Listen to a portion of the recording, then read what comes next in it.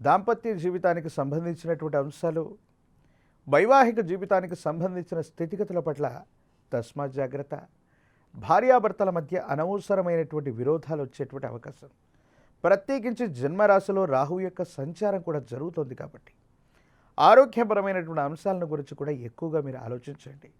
సంపాదన మీద ఎక్కువగా ఆలోచించటం, సమయాభావ పరిస్థితుల వల్ల కుటుంబానికి, జీవిత భాగస్వామికి సమయం ఇవ్వకపోవటం వల్ల ఏవో తెలియని వాగ్వివాదాలు జరుగుతాయి. వీటి మధ్య మానసికమైనటువంటి సంఘర్షణ అధికమయ్యేటువంటి అవకాశం ఉంటుంది. సంతానపరమైన అంశాలు బాగున్నాయి.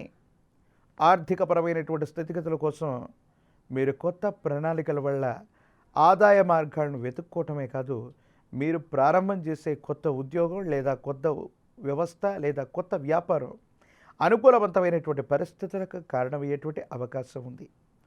పాత బకాయిలు తీర్చడానికి చేసే ప్రయత్నాలు లాభిస్తాయి. అనుకూలవంతమైనటువంటి గ్రహ సంపత్తి వల్ల ఆర్థికపరమైనటువంటి అంశాలు కూడా బాగానే ఉన్నాయి.